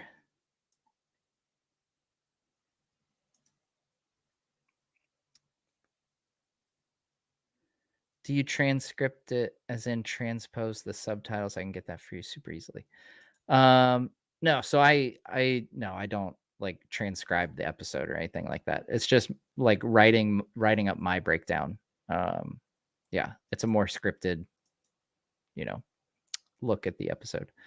Southland's battle was at night when we saw the Numeran cavalry coming. They were coming from the west in broad daylight. Annoying gripe. I thought it was sunrise was the hint that I got there, which the sun would have risen. So they're going through the Morgul Vale. All right. I'm going to get out my map. I'm going to get out my map because that's what I do. It's going to take a little more time, but all right. Here we go. All right. So this is the Lord of the Rings map. So the names are from Third Age. But all right. So they had to come up the river here. All right. They go through the Vale, Morgul Vale. And then presumably they would turn right to go to Ostirith, which I believe we've been shown is right here at this corner. Right here. So they actually would have come and turned around. So they actually would have been coming from the north, and the sun would have risen from over here. So I think that's more in line than you might think it is.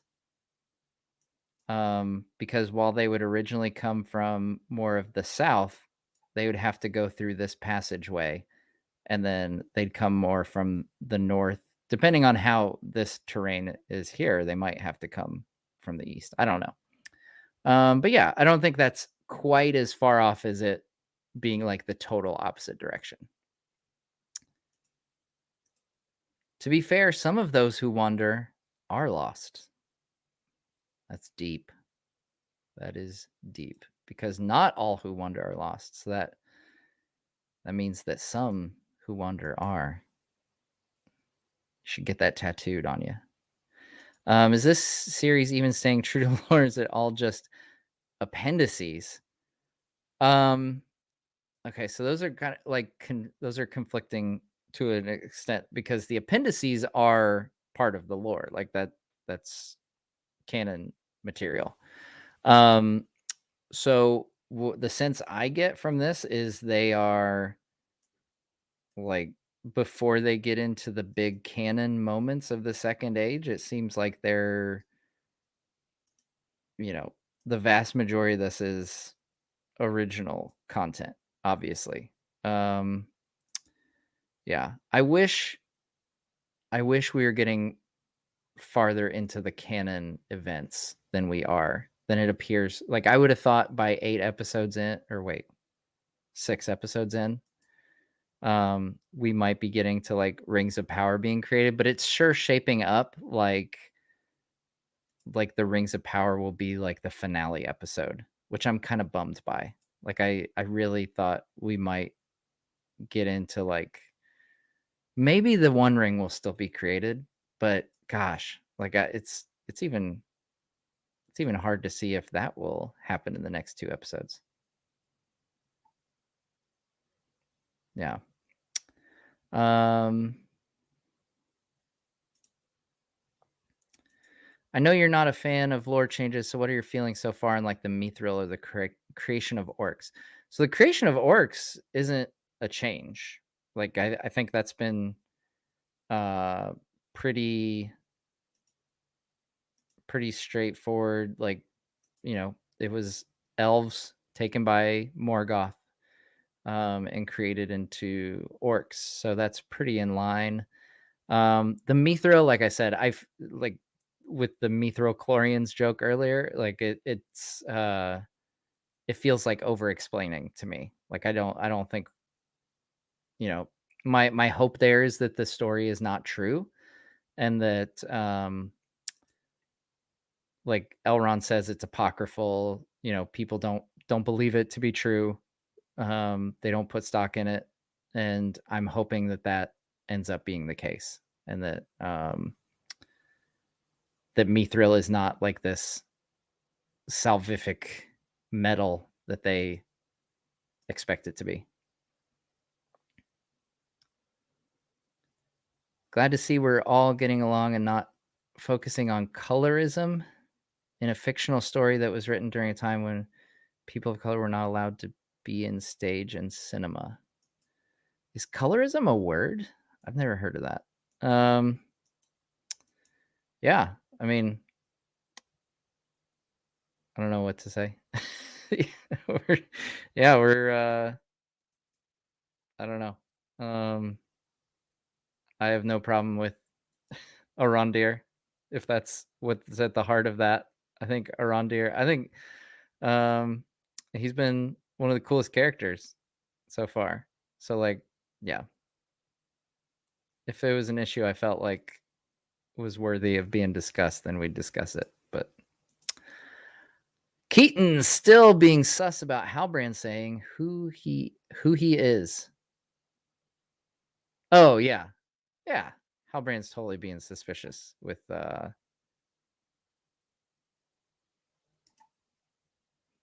being like all, oh, do you recognize me or whatever. What a great episode. What do we think about Adar as Proto Uruk? And I didn't expect them to blow up Mount Doom so soon. Yeah, I saw like when we saw the ashes and stuff. Yeah, and I saw people saying Arondir is better than Galadriel so far. Yeah, you think? Uh, yeah. Yeah, I think Adar is one of the first Uruks, like a fail. He kind of comes off as a failed experiment a little bit. Um, yeah, I think he's an interesting villain so far. It seems like he escaped.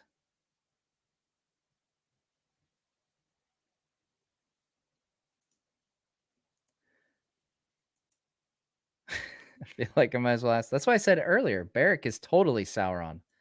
He's got Isildur fooled.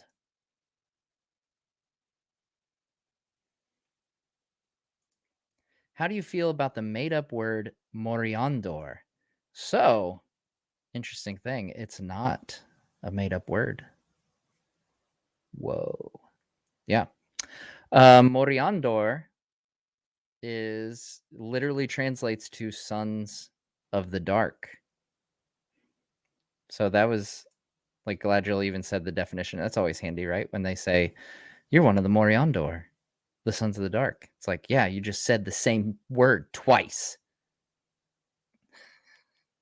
Sorry, I'm getting really loopy here. Yeah. So no, that's an actual Elvish there. Sons of the Dark. Yeah, people are catching on. Beric's totally Sauron. That's why he's so mad when he there. You hope that Sauron's behind the scenes with the elves. That's what I'm hoping for. Yeah. All right, I'm gonna start blazing through these guys because I need to wrap it up.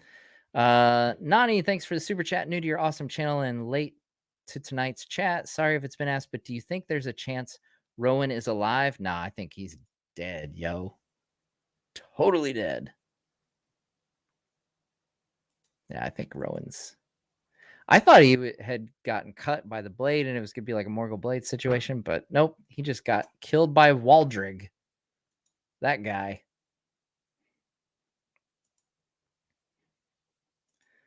Halbrand seems like he's Sauron. He went straight for the Forge in Numenor. Also, they're playing fast and loose with lore. Also call the season slow. Yeah, I think it took a long time to get to this first battle scene. Yeah. And there is a lot of lore that's like, I mean, the Mithril thing is probably the biggest one that kind of made me think like, what? And I still like at this point with Galadriel, I'm kind of like, I don't know, like maybe she can turn it around after being called out by the villain and like the villain pointing out how villainous Galadriel is. Oh man. I hope like she turns it around something. Something. Grand. So Arondir crushes all the orcs with the tower and then they survive to attack. Then the Numenorians appear at the last moment. Who wrote this garbage? I don't know. You could probably check the credits and see who wrote it. I don't think he crushed all the orcs. There were still some marching up the hill at the time. And obviously Adar got out of the way, all Gothmog style.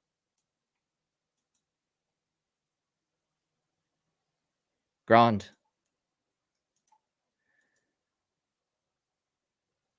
Numenor installing King Halbrand. Felt like the U.S. going to war and then installing some new leader.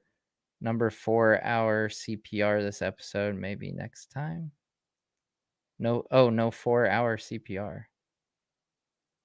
Wait, that was a reference to earlier. I can't remember what we said about 4-hour CPR. Shoot. Oh, mortality. The mortality thing. Yeah. Yeah, no, I don't think that analogy is. I mean, if you see it, that's where applicability, but I don't think it's allegory. I'll say it like that. Diogo, thanks for the super chat. All right, guys. We're going to call it a night here shortly.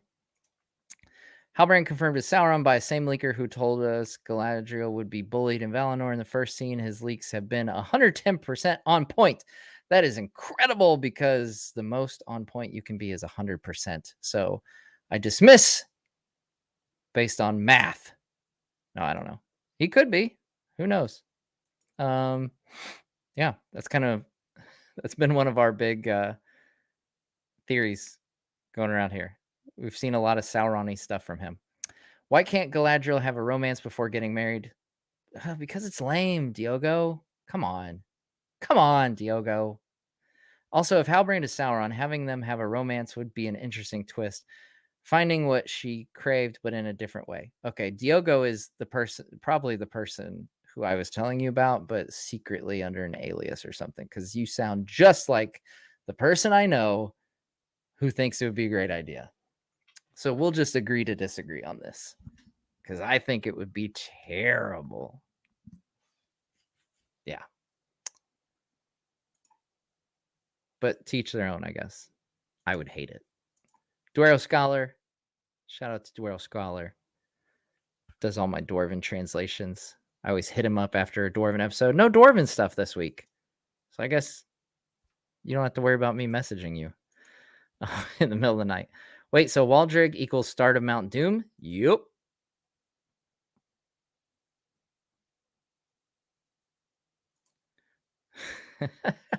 Johnny says Feanor did nothing wrong. Definition of nothing is really stretched here. When Elendil fell, Beric slowed down so Isildur couldn't save him. Sauron confirmed, guys, how's no one else seeing this? Oh my gosh. I have to go back and look at it in slow-mo. Seems pretty obvious in retrospect, doesn't it? How did Halbrand know where to go? Random village. Well, Tirharad is the watchtower, which they did mention in a previous episode that that's where the orcs would march to, would be the Elven watchtower. So I'm guessing that has to do it. Could you rate the episode? Definitely need a rewatch. I'm always hesitant to like put a rating on episodes, especially when I've only seen it once. Yeah, I don't know. I need to watch it again before I can give. I think I'll wait until the end of the season and then do like a rating for the season.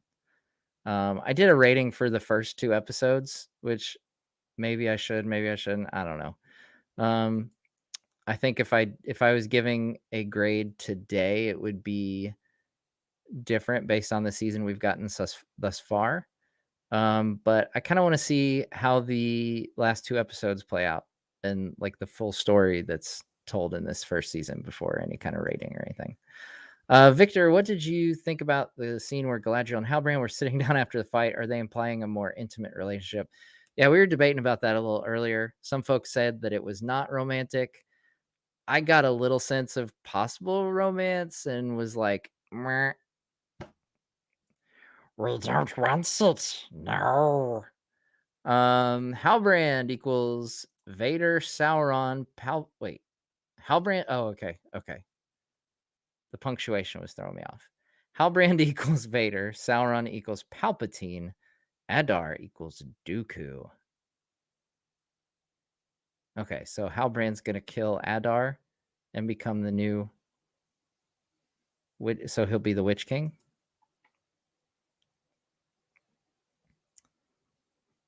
Okay. Grond. I'm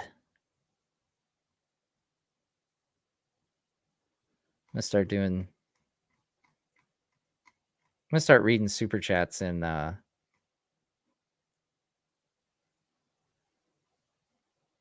Gollum voice from now on. Why can't we talk about farting, Precious? I don't know. It's your screen name, man. I don't know. I'm just very confused. We're getting some crazy late night super chats here. Season is underwhelming. Equals B-. Underwhelming spelled with a 3, by the way. Nice. B- is a fairly good grade, though, I would argue. All right. Anyway. Okay. Well, thank you everyone for tuning in. Now that I've started divulging into Gollum voice. B- Gollum voice. Got to pull the plug. My my moderators are private messaging me to pull the plug. I think they're worried about how it's gonna go from here. Matt, you are the one who makes the voices on the videos. LOLs, that's nice. It is, yes, Precious. Makes all my own voices in the videos. When Mount Doom erupted, I got chills.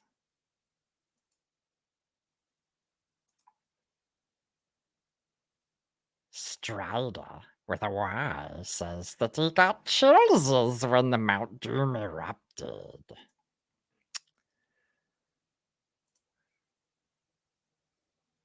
Go to sleep. All right, guys. That's enough craziness. Too much of the gaffer's homebrew. Oh man. I wish, right? All right, guys. Well, we'll see you next week. We've got another watch party. I'll try to drop that link in the chat. Next week's watch party. So make sure you hit the notification for that so you don't miss it. And we'll see you next time we've got 2 more episodes. So episode 7 next time. And thanks for watching. Be sure to hit that like as you head out. And we'll see you next time on Nerd of the Rings.